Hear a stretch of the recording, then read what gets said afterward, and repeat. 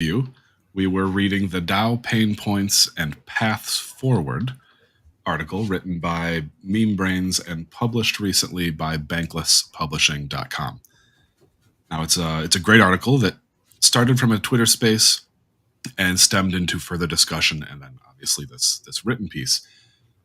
But it's focused around what are the current issues that we're seeing in the DAO environment, in our DAO experience, and what are some of the ways, the paths forward that we can take to alleviate some of these existing issues. Now, it's a great read. There's 10 or 12, I think there's 12 different 12 different issues that are touched on here in the article. We went through, reread it, and we just want to talk about a couple that stood out for us. So that's the idea here. Zombie, how you doing? Man, I'm doing all right. Good to be here. Good to be back. Checking out some, I'm always reading the newsletters in Bankless Publishing. So yeah, it's a good idea for us to dive into some of this. And this is one I think that really is relevant to us because we do want to do a Moloch series coming up. So I think this is kind of like very much, this is a 101. It's like, well, if we're going to talk a lot about the deep dirt on DAOs, then here's a 101 before we get into that. Some good breadcrumbs, good trail here to start with. Right. Awesome. Yeah, I'm really liking getting back on cam. We kind of had a little break there with our series, and it's nice to be back into the motions of things. Right. So let me just jump right in. I'll cue us up here. The idea when we approached this was to pick out a couple that really spoke to us. It was, which ones of these DAO pain points, or maybe some that aren't on the list, have stood out to you as the biggest issues that we need to address. I went through the list. Pain point number 4 and pain point number 9 were my biggest, the things that stood out to me the most. Number 4 being sustainability and retention of the DAO organization itself. And then number 9 is short-term thinking. Mm-hmm. What did you pick out? What were your two biggest standout items? 3 and 4 were definitely big ones for me. So it's good that you said 4 as well. But yeah, overcomplication of everything and sustainability model and retention.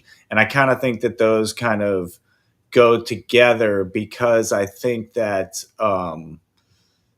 overcomplicating things makes it unsustainable in the long run. Like, even if it's like, I know with sustainability, we're kind of talking about like the ability to keep the token and the DAO functioning. But like, if you can't retain good talent and you can't, because you've overcomplicated everything to the point that people just give up, they're like, I don't know how to maneuver this thing, or there's just, too much politics or bad tooling or whatever it might be that leads people to say, hey, this is way too complicated and it's not worth it.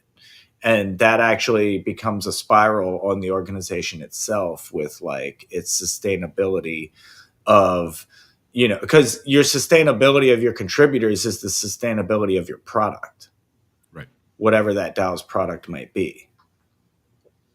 So that was number 3 or number 4? That was number 3. And I kind of touched a little bit into number 4 with that. But yeah, because like I said, in my opinion, I think that like, overcomplicating your entire set of processes actually makes it harder to have good retention. And then, then it's a spiral on the sustainability of the product and the token. I had big concerns about pain point number 4, that sustainability model and retention as well. The biggest thing that flagged for me when I joined the organization was this concept of you can just jump in wherever, and you can just get paid for doing stuff. How does that work? Like, how does that scale? Where's the limit to that? Mm-hmm. How is a DAO subgroup or a DAO altogether going to monitor that treasury and I guess restrict or control that outflow, the expenses outflow? That's actually seemed scary. It's a really interesting point there, because I think that so Grant's committee at Bankless DAO has talked about this quite a bit with like, how do you know if a project is worth funding? How do you know which projects to say yes and say no to? And then ultimately, in like, depending on what kind of DAO it is, there is that almost like, there is this very much like, what gives you the right? Meaning, like, every new grants committee that comes in is a totally different set of people that has their own sets of values. And there is no clear, this is what you're supposed to fund and this is what you're not supposed to fund. It's very by the person's decision on whether or not they agree that a project like this has to be funded or not. And that, that's almost in any DAO. So, and I think there is kind of this like, I guess it's why politics will start to form or have already formed in a lot of these organizations, is because like people have to step up and take an ownership and say, this is the course that I want the DAO to go in. And you have to almost be like,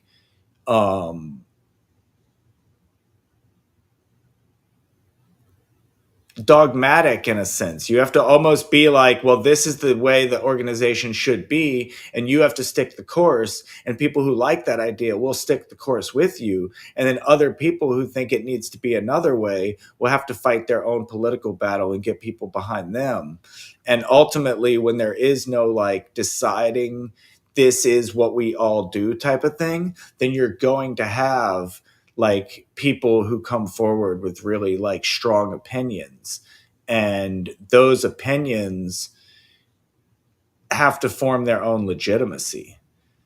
You know what I mean? So like when you say like, there is kind of a very like, anybody can come into this DAO, right? You come into a DAO, you do an amount of work, and because of how much work you've done, you start to feel like you own a thing. And now you can look at other people's work and say, that's not valuable. I don't care if we fund that. Why are we funding that?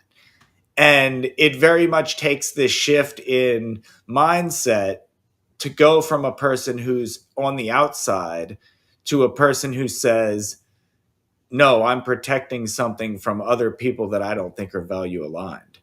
You take ownership of a thing that is very much like open and permissionless.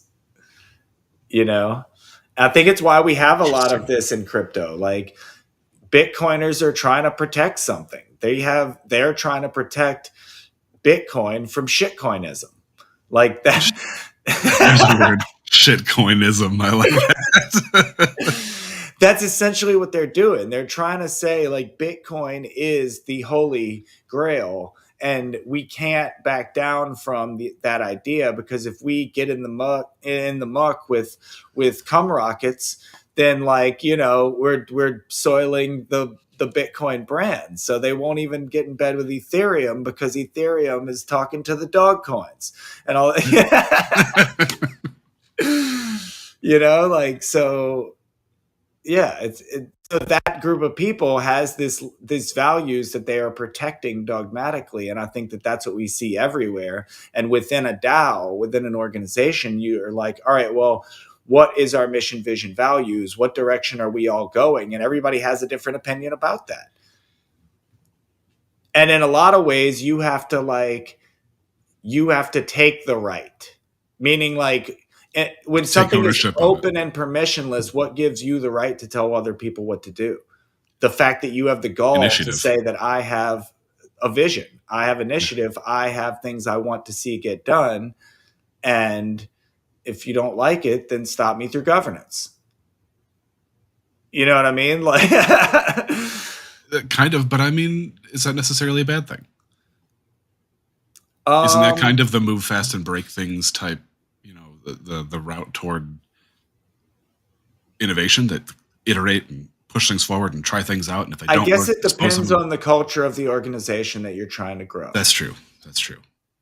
Because if you're trying to, it really just depends on the organization. And I think that for me is something that with DAOs in general, I think that there's two models I've seen so far. If we're going to be very basic, like there's two models I've seen in regards to how it touches the real world, meaning contributors.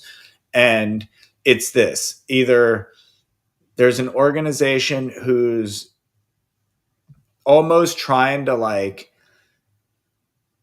they're trying to have a decentralized organization, but not in the sense that they actually want to let go of any of the centralized power, but that they just want to involve people from all over the world.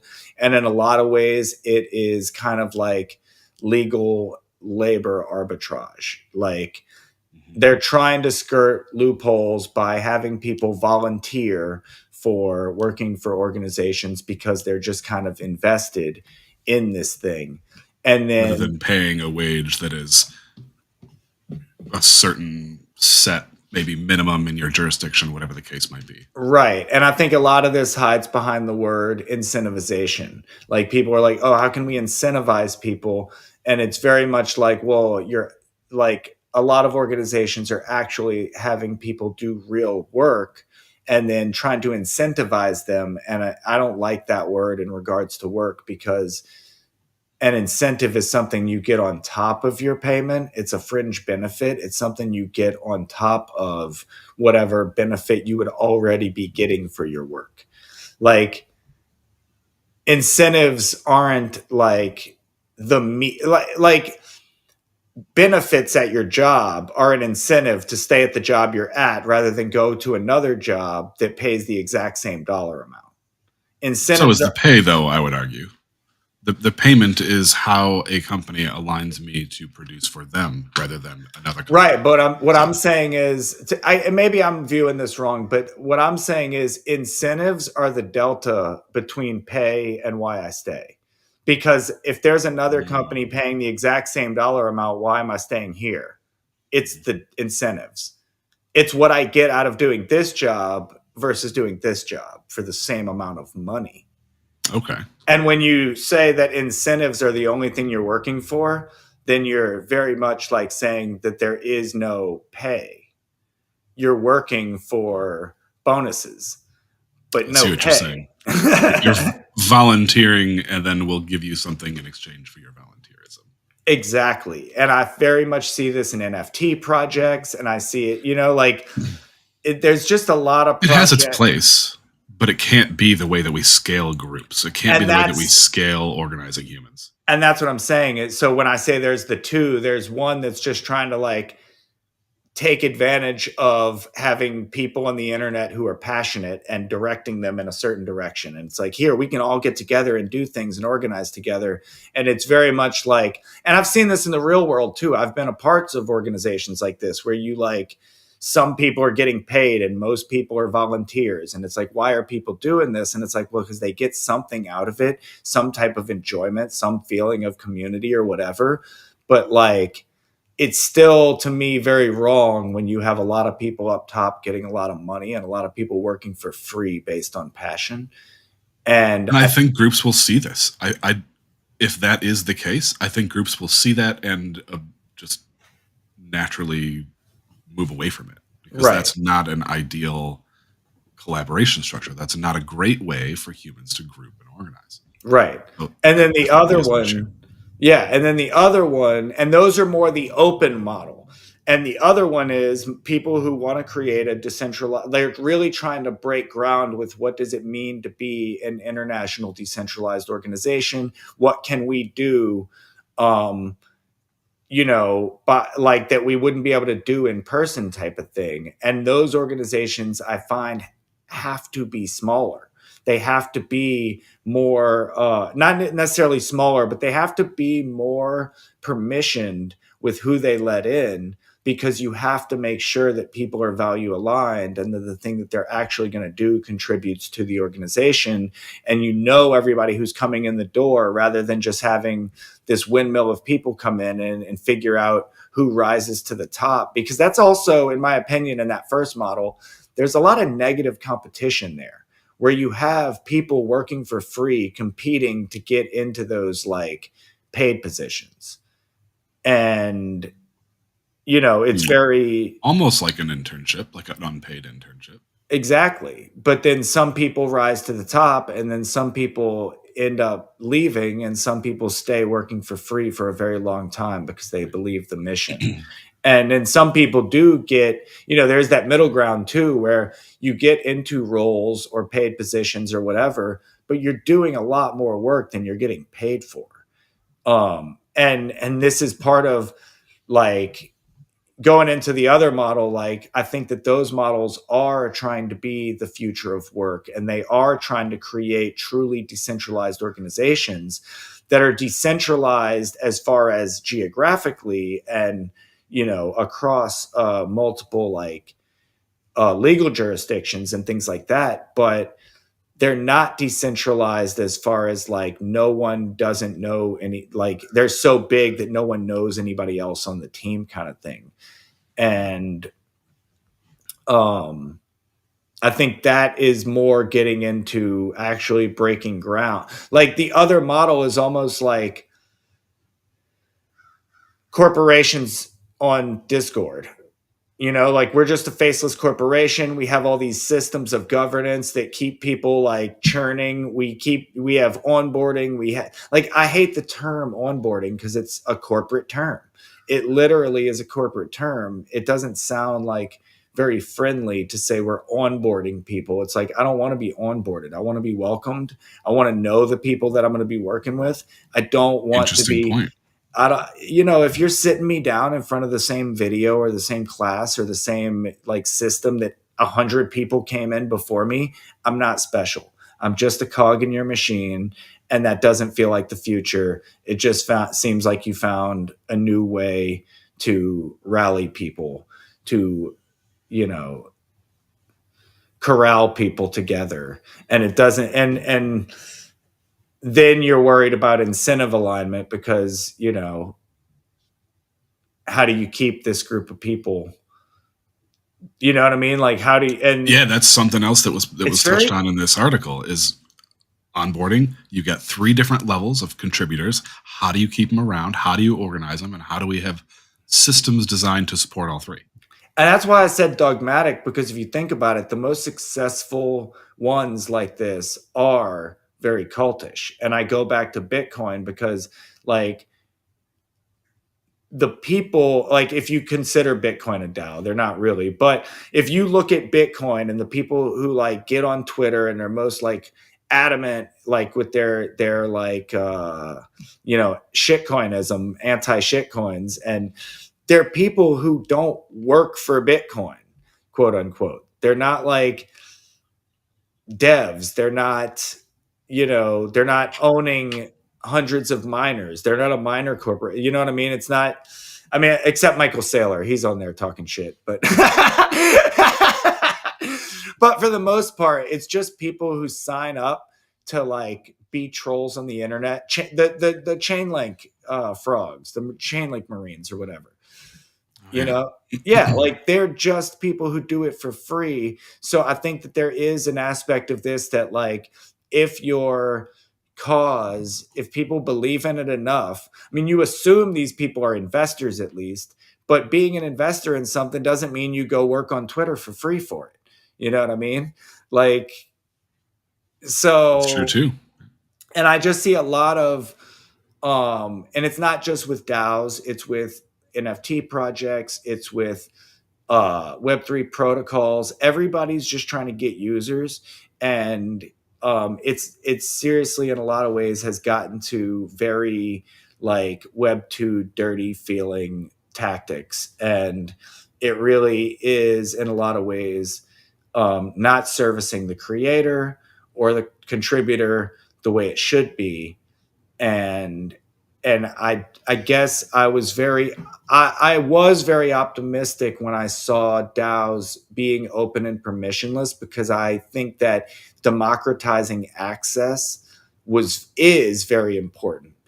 But I don't think that a lot of things that are calling themselves DAOs are truly trying to democratize access. And even if they are in language, they're not in practice because, and this is one of those things that I guess might be a little controversial, but like, I think they're not in practice because a lot of the time people end up focusing on token price and the bottom line, and they end up focusing on very corporate metrics. And by doing that, by default, when you turn into corporate metrics, you are doing exactly what we've done traditionally in the corporate system to dehumanize people and to cut people out. So you're not democratizing access if you're worried about token price.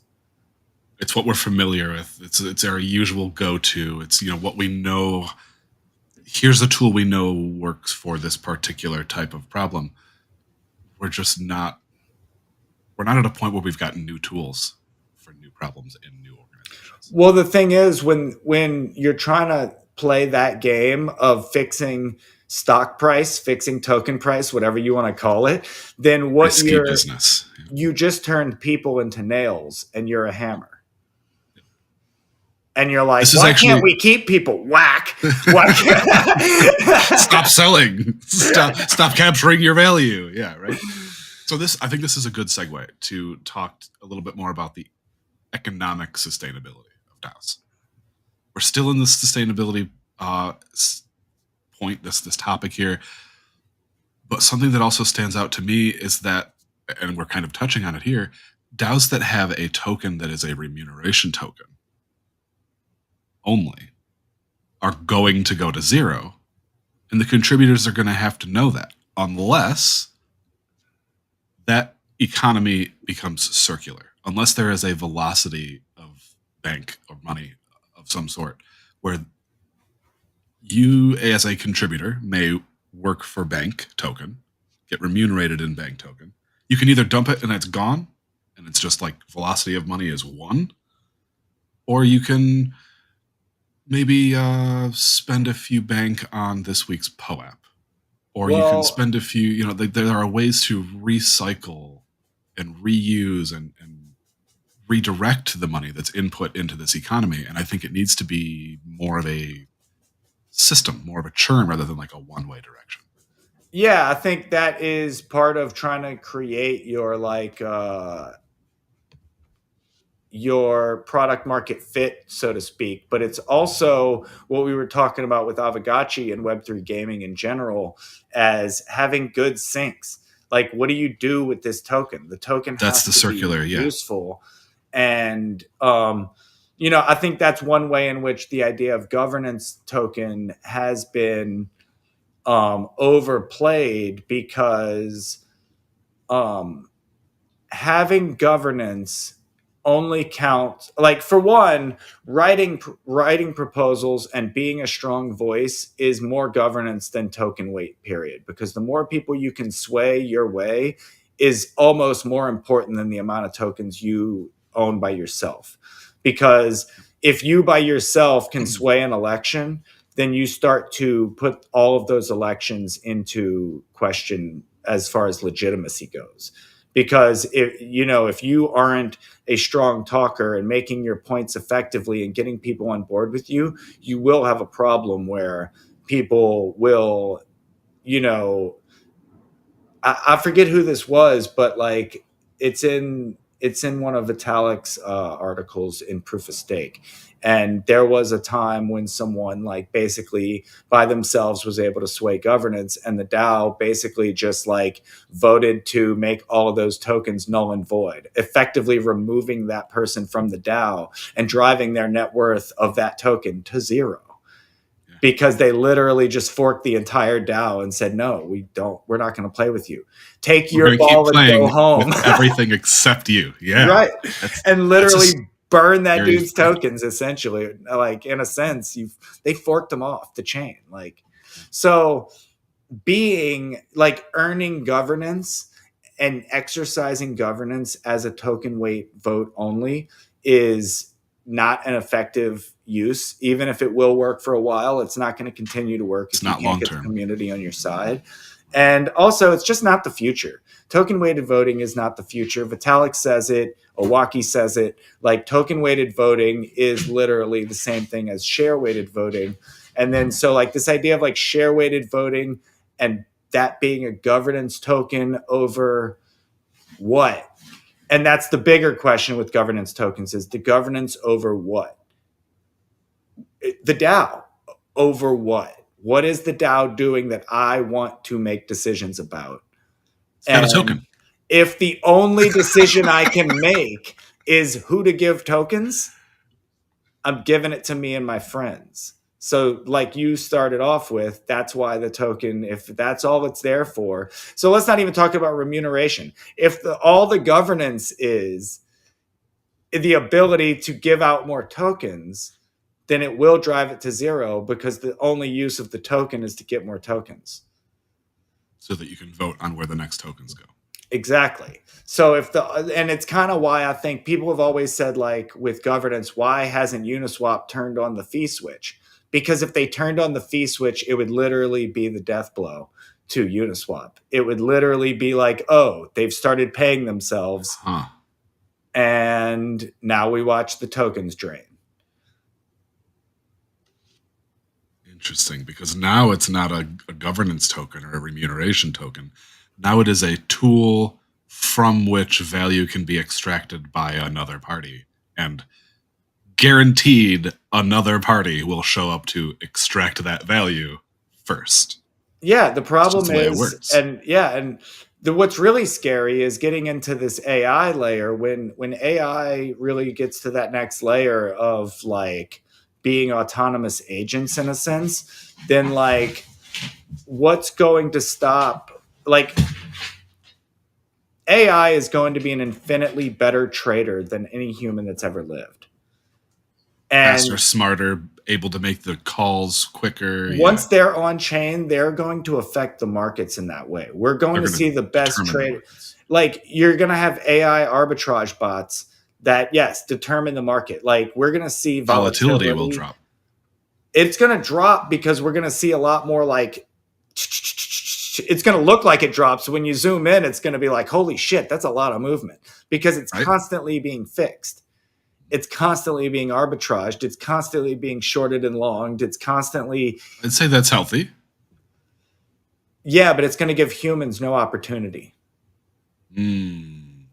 All human opportunity drops to zero. Out of our own market. Ooh, the only way you get any of that arbitrage is if your AI is better or as good as the next person's AI. And when AI is creating their own AIs, you're out of luck. So like when you think about a DAO getting attacked by an AI or a scam bot or something that's going to be, you know, if your DAO's token is only there for governance and remuneration and a bot gets in, it is going to drive it to zero faster because it will learn to extract faster than everyone else. Its only mission, even a malicious actor, a malicious human actor, its only mission would be to extract. Yeah. Yikes.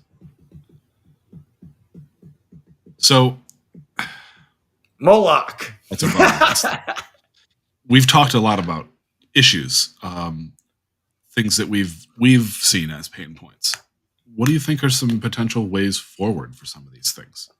How do we, maybe even if we could use Bankless DAO as a specific example, how do we course correct? How do we set ourselves up for a sustainable, successful, long-term future?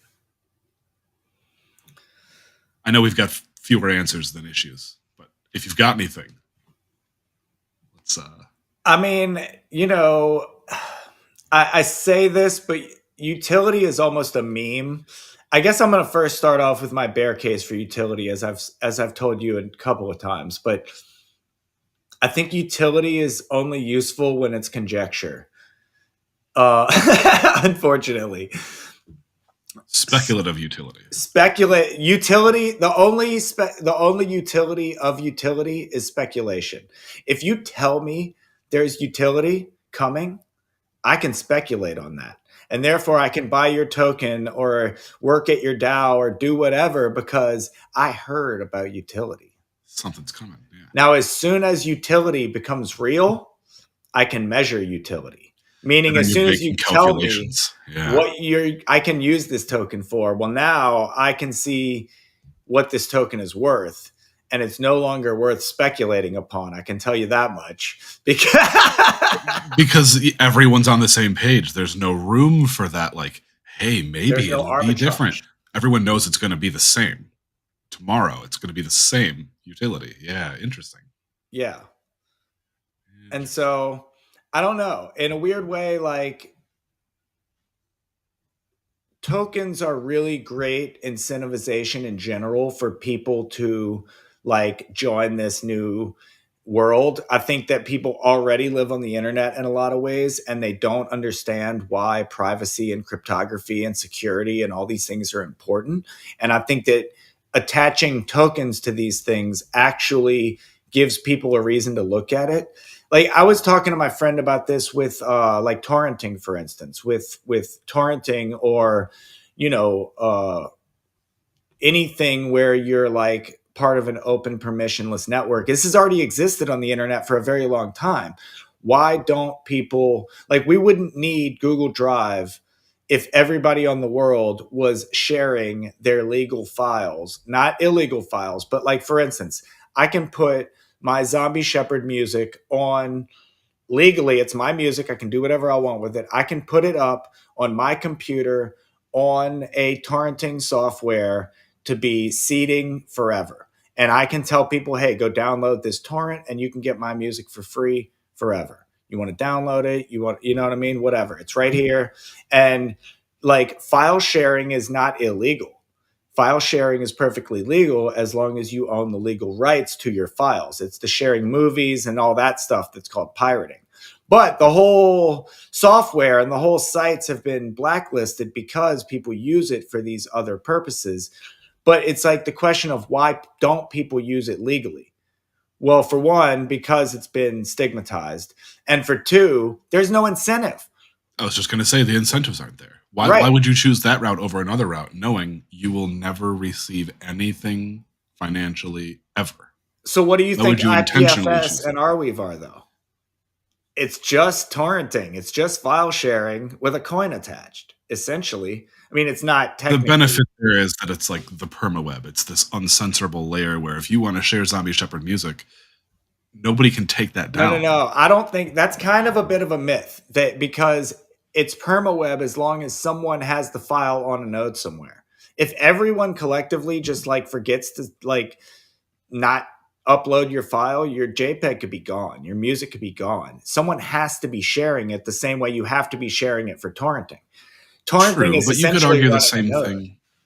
You could argue the same thing about the Bitcoin network, though. If everybody just forgets to validate, then No. it goes to zero. It's a big difference because, like, I don't think there is the same types of requirements with IPFS, at least, that everyone has to have all files. It's just kind of this thing that, like, it's almost like a mesh that there's so many people on it. You assume most people will have a lot of the files, but no one is required to. There's no real system of checks and balances to make sure that someone is actually hosting X file, unless, like, there's probably, I think the only way you can do it is if you're running a node. If you are running an IPFS node, you can ensure that your files are already there, always there. But That's a good I point. think that's the That only parallel- way. That parallel works for my metaphor, my Bitcoin example as well. If you want to be sure Bitcoin's always working, so That's you're not true too. wondering if it's ever going to go down, run your own node. Right. That's the way. That makes sense. But yeah, but I mean, what I really mean though is, for instance, the IPFS, the block will be there.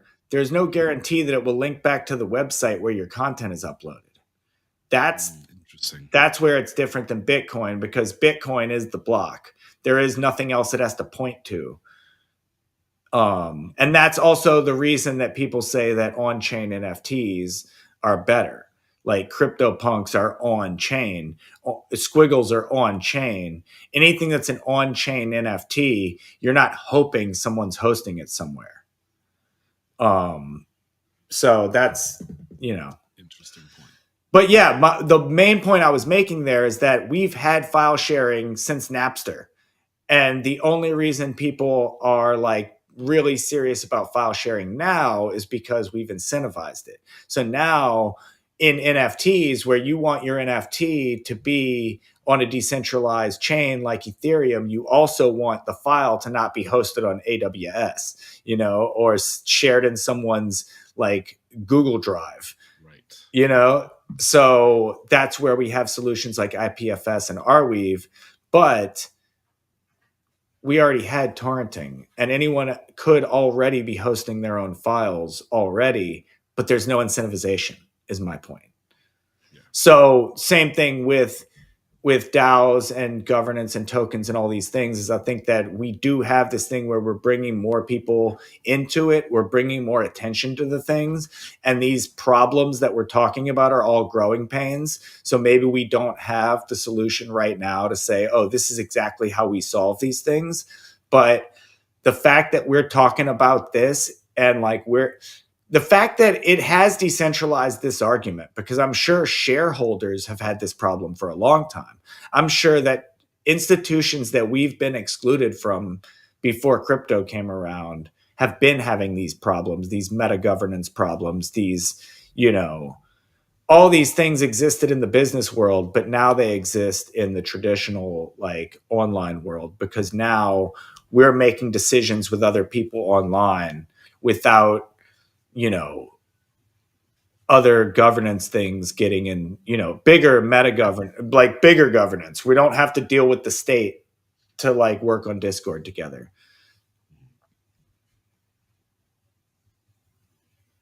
But yeah, utility. I think that the DAO has to be doing something and producing something. And that will, and there has to be something you can do with that token. And in the case of like Bankless DAO, it would be buying services. And I think that that's why we need to be better about, taking care of contributors that can do things and then making sure that those contributors get remunerated properly because that's the retention piece. It's really important. And it's not just that, but it's the getting outside work. If you want people to come into Bankless DAO and hire people from Bankless DAO to contract people, subcontract to do jobs for other DAOs and things like that, well, then we have to value them inside the DAO. Otherwise, like if some organization looks and says, oh, you only pay your contributors X amount, sure, I'll take advantage of that. Like, and it's not getting anybody anything positive. Like if someone and it also hurts your reputation. It's a race to the bottom. It's a global race to the bottom in terms of labor price for all jobs. It hurts your reputation as an individual because then you try to get jobs on your own without the DAO and people are like, well, this is all you're worth. You accepted this much. Why should we pay you more than that? You seem to think this is acceptable. Yeah. So in that case, in that particular case, at least with Bankless DAO, it has to come down to the individual contributor putting more value on the token than the US dollar value. It has to be like, well, yeah, it might only be 1,000 bank an hour, which equates to $4 or $5 an hour. It might be a small dollar amount, but it is also valuable to me to have this voting power. It is also valuable to me to have this influence. It is also valuable to me to signal my long-term alignment. There has to be more value to the contributor than the flat value, financial value. Yeah. And unfortunately, it is tricky because unfortunately, it's almost like your most valuable contributors have to feel, and in a lot of ways, not just valuable in workload, but valuable as far as like what their country's minimum wage or expected wage for said job would be. Because all right, so if you have a contributor who has skills and you're not paying the proper rate for those skills, that person is not going to put forth the same amount of work. And then other people are going to see that like kind of lax energy going into everything. And then in contributors that are in countries where that rate may be acceptable and it might even be a good rate, they're still going to get the culture of we only try so hard. And that's because your most valuable contributors aren't going full force because they don't feel valued. So you have to have it be like, in a lot of ways, you're going for the most expensive that you can pay people. Because if your most expensive contributor isn't happy, it's just going to resonate all the way down the culture. And I mean, obviously, it's not just expensive by like I said, it is like the wage expected, but it's also the work delivered. And it's very hard to get really good work out of someone that you're not giving a good wage. And I That's think a good point too. Contributors are going to adjust their output to your input. You know, fair market value is going to be reached in all things. Labor is not excluded from that. right. And so that's where like you got to have utility to your token, and part of that utility has to be like, I think you don't have great utility for a token that you're using for remuneration if you're not using it like uh what's the word I'm looking for here? Like um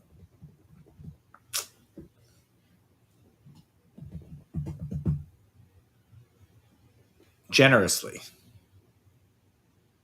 If you're being stingy with your tokens, then your community will also be stingy. I would argue that that may put upward value pressure on the token, though. If Yeah, for I think example, that's I'm only willing to pay 1,000 bank an hour because that's 1,000 bank versus I'll give you 1,000 bank is $5. You know, if you're throwing tokens around as if they seem invaluable to you, the contributor's going to think yeah. that as well. I can see that, but I guess what I'm saying is putting the value on the contributor, not the token. Mhm. If you put the value on the people in the organization, not the token, when you emphasize the value of the token, but I can mathematically tell you the token ain't worth shit, then you're trying to play a psyop on me. Whereas if you tell me your contributors are awesome, I don't like, I'm not thinking as much about the price of your token because that's a temporary status. Your token can always go up if your community's strong. But if you don't value your community, I don't value your token. I think there's a lot of that happening in that space right now. Just I mean, even if it's just as a nature of the bear market and people kind of leaving the crypto space for other areas. I think we're seeing that. I got a great one. Sure. Bored apes. So Bored Apes are they've got lots of money. Yuga is doing their thing. They're trying to start a video game and do all this other stuff, but the community is constantly unhappy. The community is always feeling like they were left out of decisions, that they weren't asked any questions, that they're just like told to like take what they get kind of thing. And we've seen that affect the Bored Apes' bottom line. We've seen it affect their reputation as an organization. We know that it's not a DAO. We know that it's not really a decentralized organization. And, people feel that top down effect. And, so I think that's one way in which we've seen that, like, trying to take advantage of people's investment and fervor for a thing and then not really giving them back value will very much come back on you.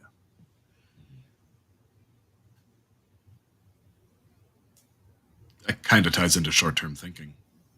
That was another pain point is too many of our decisions are fixes. They're reactive versus proactive. They're put in place to get a job done without considering what else might be needed to get this job done effectively.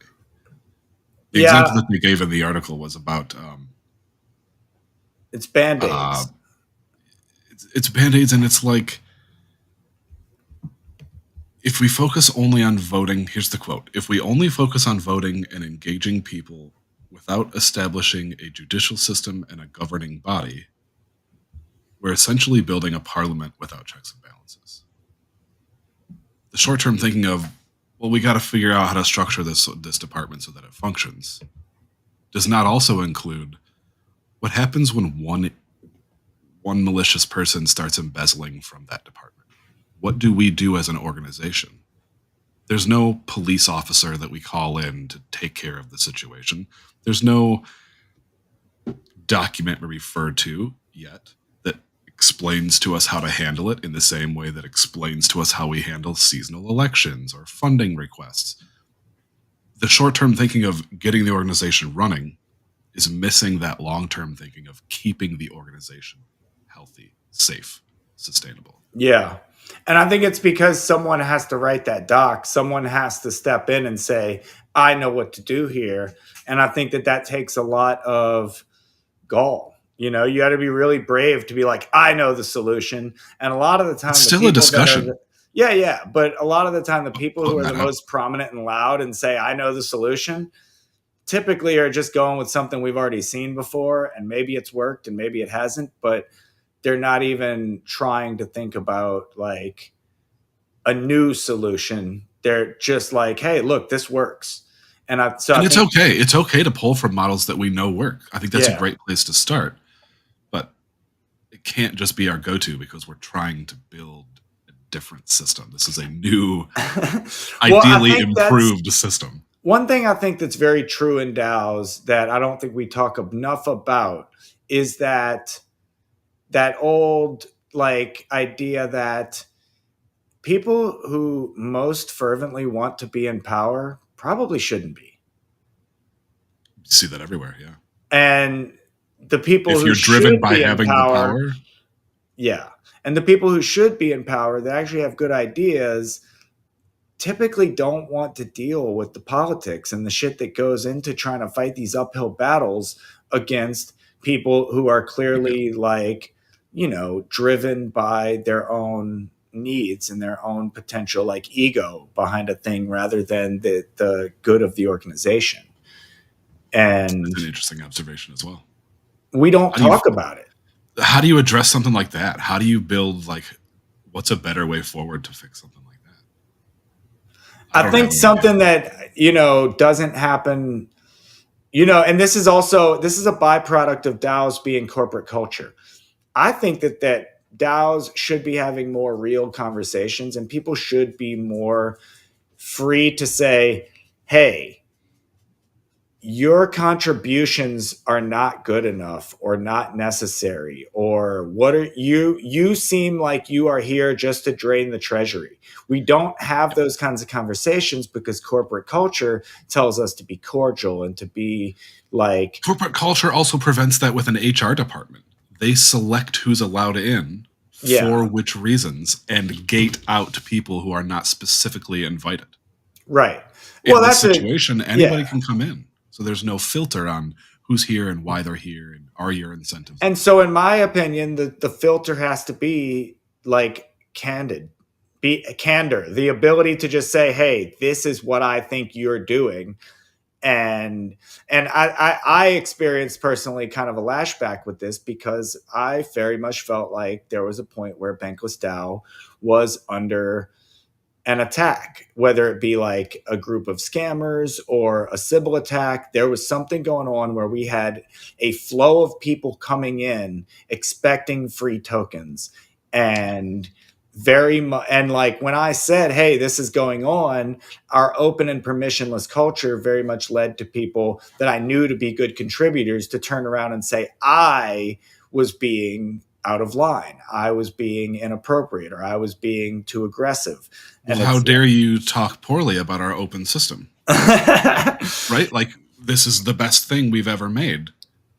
Don't talk shit about Total. It was the idea that people didn't want to realize the utopia bubble got popped. All of a sudden, there were bad actors. There was something malicious going on. We have bad actors, and we have to call it out.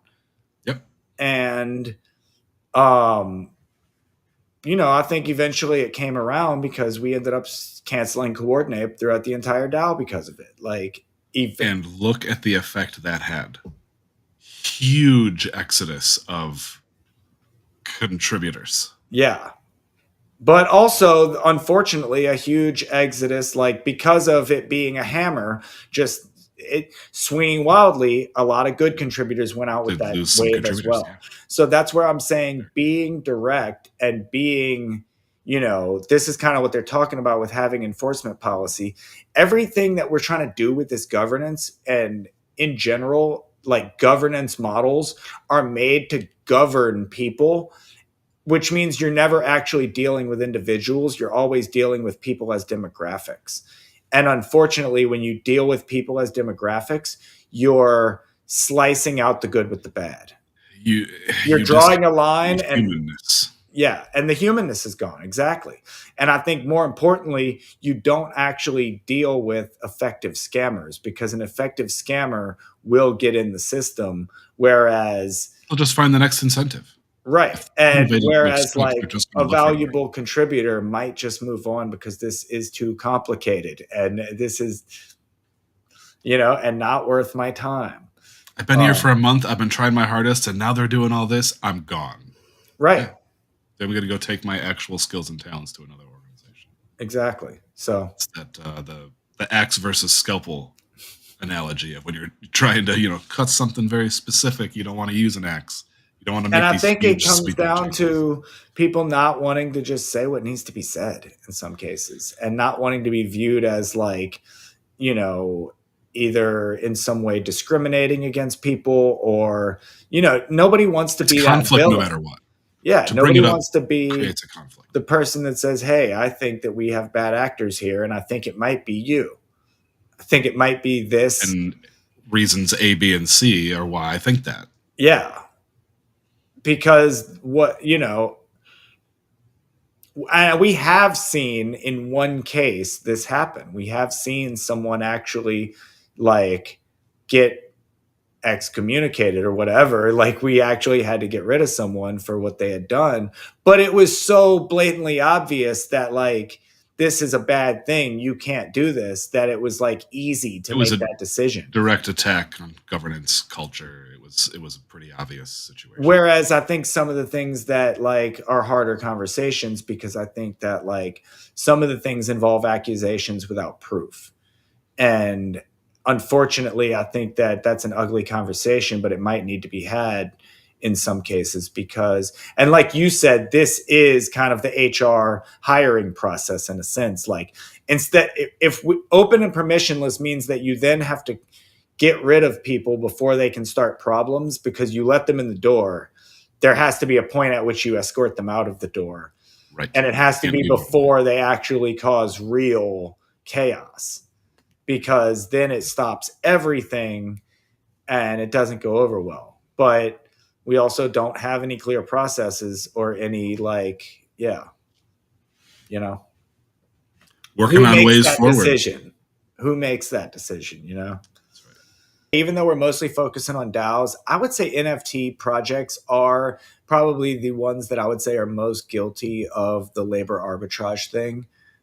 Because like they are totally pay you in pictures. Yeah, because I mean it's kind of what you're doing when you're like making sure people are posting in Discord and tweeting enough, and all, like you're basically incentivizing them for free media and marketing. And NFT communities really do tap into that free labor idea. And I think it's easy to do it because I think that NFT people aren't necessarily DeFi. They didn't necessarily come here to work in the Web3. They came here because they think they're going to get rich off of some JPEGs. The picture's cool, or I'm here to flip. Right. And it's almost like, internet, I guess like video game culture, people do things for free all the time. Like video games you pay to do video games. So I'm sure like organizing things around video games just becomes like game night. And there's a lot of like organization and work that goes around gaming for free, unpaid labor that people do because they love the thing. And I think that is a lot of what NFT projects are tapping into. And I think that a lot of Web3 and DAOs are trying to tap into that too. The difference being that the further you get away from having fun and into doing actual work, the more you actually have to think about paying people, not just incentivizing them. Paying, yes. Yeah, that's a really important point to make. And I didn't have it in my head in a way that I could put words to it, but you make a very good distinction here. Is it's a lot easier to work for free if it's fun. Right. If you're getting super satisfaction out of doing it. And that's what I was talking about with the IRL experiences I've had, where like working at a haunted house, for instance, a lot of people there were getting paid. A lot of people there, hundreds of people there were volunteers. Why? Because they had fun working in a haunted house. Just goofing around. Yeah. That was it. And being in a band for a lot of people. And that's something where it's really hard with being professional. Like, it's hard to get a group of people together in a band and get them to, like, some people, you know, at first when you're teenagers, especially, you're getting together because we want to be in a band. We're having fun. There's Right. no expectation of making money right now, maybe later. And then at some point you have to grow up and say, like, no, we need to get paid for our gigs. We have to make our second album now, or we can't afford to be artists anymore. Right. And now you're Exactly. driving for the money. And that's, you know, I think art in general is one of those things that, like, there's a point at which you go from hobbyist to professional. And, you know, So maybe the answer is, as a way forward, more fun. professionals get paid, and people who are having fun will work for free. I think professionals can still have fun volunteering. There's your ideal contributor, the professional that works for fun. But you have to somehow. I mean, it's raise only them your ideal incentivized. contributor if labor arbitrage is the goal. Because ideally your token makes sure that no one works for free. And that's really where I think that we've missed the mark with Web3 right now, is because we're like, oh, everyone's invested, so they'll work for free because they're invested, and working for this thing means your tokens will go up. But That's indentured servitude, though. We tried that, and that's not awesome. And I still only have the ability to sell what I have. Meaning, like, if I'm Right. not buying more NFTs or I'm not getting tokens for working, then I'm actually not creating any new value. And it would be easier for me to just do nothing and let other people work while the token goes up. And then there's the other side of the coin where people just slowly stop working for the thing, and then it goes down because you have no valuable contributors. Because everyone's waiting for the other person to make the token go up. Exactly. So, you know, I think that in a lot of ways it's counterintuitive to what people think about money. But I think that getting your token into more tokens into your valuable contributors' hands is actually what you want, because then they can use those tokens not just for dumping, but for doing stuff with, for paying other contributors, for getting their own projects off the ground. Like, it, you know, like as a musician, if I could get together an editing team and pay them only in bank tokens that I earned doing other work, that's actually valuable to me, because, like, I can pay people who will gladly take bank tokens instead of dollars, you know? And not in the sense of like, oh, like, it's because we all have this shared vision for bank, and they would gladly take my bank instead of dollars. Whereas, but obviously those are also value aligned people. I'm not going to be able to go on Fiverr and hire somebody to work for me for bank tokens. Right. They're going to want dollars or whatever.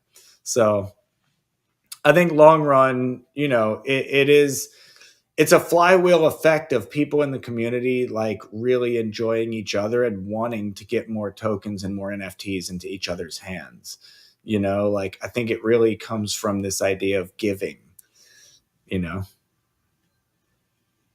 I think that ties into some universal energy, at least my opinion, my perspective. It's that the positive energy into the universe brings positive energy back. And I think that kind of trickles down through everything. Yeah. If you're putting effort and energy and intent into this organization, it's going to give it back at some point, but it's not going to give it back if you can't give to it. You know what Absolutely. I mean? You have to put yourself in to get that out. Yeah, man. I think that's a great ending point. I think we've got to the Zen moment here. Here it is. Namaste. Yeah. That's it, man. It's about the giving. It's about the being a part of something. And it's about, you know, so I think if we're focused on, like, these are all tough problems. And I think that it takes truthful conversations, hard conversations, but it also takes, like, you know, really being human with each other. And I don't think that there's any governance you can make. Governance and systems aren't about being human, you know, and unfortunately, like, hey, look, DAOs aren't going to get around that either, you know, and not until they're just going to be, until they're truly autonomous. And if that's what we want, is just protocols that we don't deal with each other, that's fine. But I think most of it right now is very much human interaction, and we're doing it for the human part, not for the machine part. I'd like to think so. I mean, that's the ideal, right? Yeah. At least for now. We're trying to reorganize humans. Oh yeah. Well, on that note, let's cut it out, and we'll be back with our From A to Z Creator Economy. We'll do we'll get into security, because I feel like we needed a little break. We needed a little redirect of our energy and new approach to the show. But security is up next, and especially with the WorldCoin news coming out, we've got some stuff to talk about. Yeah, awesome.